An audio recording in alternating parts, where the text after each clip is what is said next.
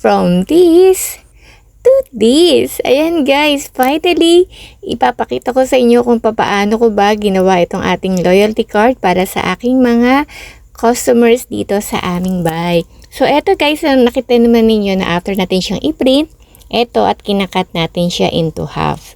So the reason kung bakit natin kailangan siyang ikat kasi para tamang sukat yung magkakasya doon sa ating cutter. Ayan siya guys. So kinakailangan kong bawasan both sides para saktong-sakto lang siya kapag kinat natin mamaya. By the way guys, ang gamit natin paper dito is 230 GSM na photo paper.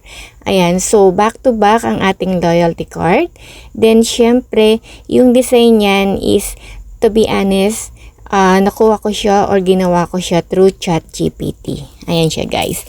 And then syempre, sa paggagawa naman ng layout para dito sa printing, grabe, hindi siya ganun kadali talaga ang paggagawa nito kasi napakaraming bond paper ang nasayang, okay? Para lang makapag-print ako ng back to back kasi kinakailangan talaga is saktong-sakto siya sa ating back-to-back na loyalty card. Ayan siya guys. So, hindi pwedeng sobra or hindi pwedeng kulang. Dapat lahat ng elements na nakalagay para sa ating loyalty card ay nandyan na mismo. So, dito, after kong i-cut yung both sides, yan, kinakat na natin siya isa-isa. Yan, bali ATM size yung ating ang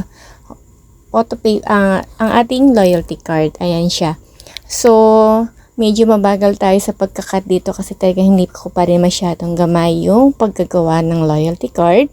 Pero syempre masaya ako kasi finally sa dami-dami sa tinagal-tagal ng aking panonood ng iba't ibang tutorials, yan, iba't ibang video both sa black up tsaka sa blue up, eto at nakuha na natin yung tamang settings para maging maayos.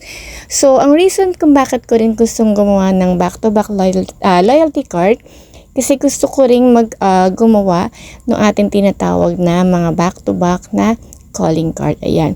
So, since tayo is nasa printing business, importante na kung ano yung pwede nating maibigay na service dun sa ating mga customers sa ating online shop. Ayan siya guys. Kinakailangan natin na magawa ito ng maayos. Ayan. Para syempre, kapag gumawa tayo or nagbigay tayo ng service sa kanila, hindi sila ma-disappoint sa atin. Ayan.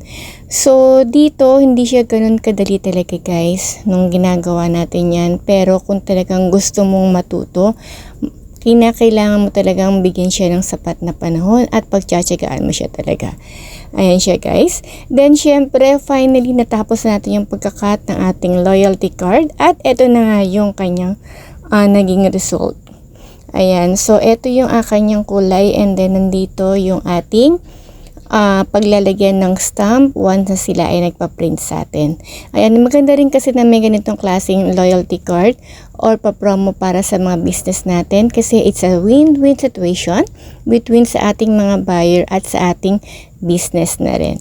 Ayan, so kinakailangan nilang makapag-avail sa atin ng printing services, yung mga regular printing services natin ng 100 pesos para magkaroon sila ng stamp. And then syempre, kapag iyan ay napuno na nila, may free sila na 100 pesos na